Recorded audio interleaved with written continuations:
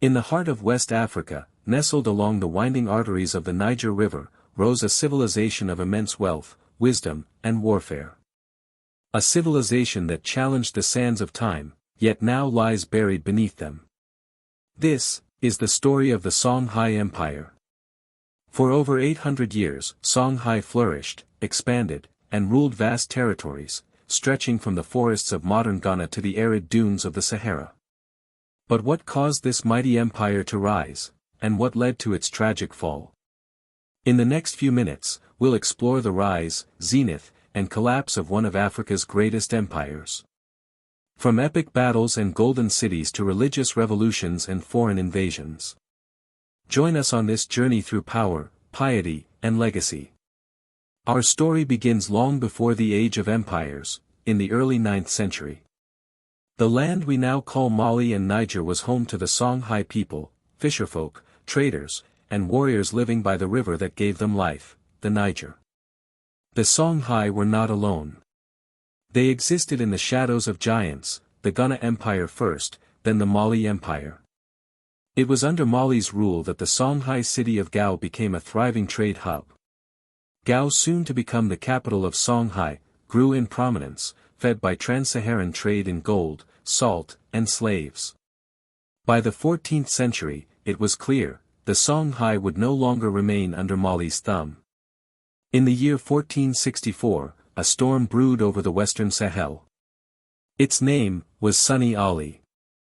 Sunni Ali, a ruthless general and cunning strategist, transformed the Songhai kingdom into a military juggernaut. His conquests would span the cities of Timbuktu, Jen, and the lands of former Mali lords. Feared and respected, Sunni Ali ruled with an iron fist. Though a Muslim by appearance, he kept the traditional African religious practices alive, earning praise from his people, and suspicion from the Muslim clerics of Timbuktu. Tensions brewed. But nothing could stop the expansion. By the time of Sunni Ali's death in 1492, Songhai was the largest empire in West African history. After Sunni Ali's death, power did not pass to his son, but to a former general named Muhammad Tur. Crowned Askia Muhammad, he would become one of the greatest emperors Africa had ever known. A devout Muslim, Askia reformed Songhai's laws, embraced Islamic governance, and brought scholars from across the Islamic world to the empire's intellectual heart, Timbuktu. Songhai's golden age had begun. Trade routes thrived, cities bustled, and knowledge flourished. From astronomy and medicine to law and theology, Songhai stood shoulder to shoulder with the great civilizations of the time. With control over goldfields in the south and salt mines in the north, Songhai was richer than many European kingdoms. But even golden empires are not immune to time.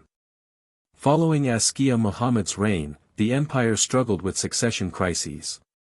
Sons turned on fathers. Brothers plotted against brothers. Unity fractured.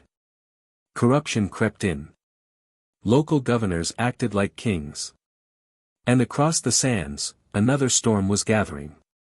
In the year 1591, the Sultan of Morocco sent an army of mercenaries across the Sahara, armed not with spears, but with guns.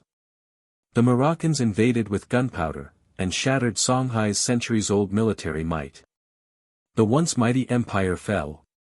Its cities were looted. Its knowledge scattered. The empire that had ruled for centuries was gone in mere years. Though Songhai's empire crumbled, its legacy endures. In the manuscripts of Timbuktu. In the mosques of Jen. And in the stories passed down through generations. Songhai taught the world that Africa was not a dark continent, but a land of light, of empires, and of intellect. Today, historians and descendants alike continue to honor Songhai's contributions to science, religion, art, and governance. It was more than an empire. It was a beacon of civilization. This has been the story of Songhai. A journey through dust and gold. A reminder that greatness can rise from the riverbanks, and echo for eternity.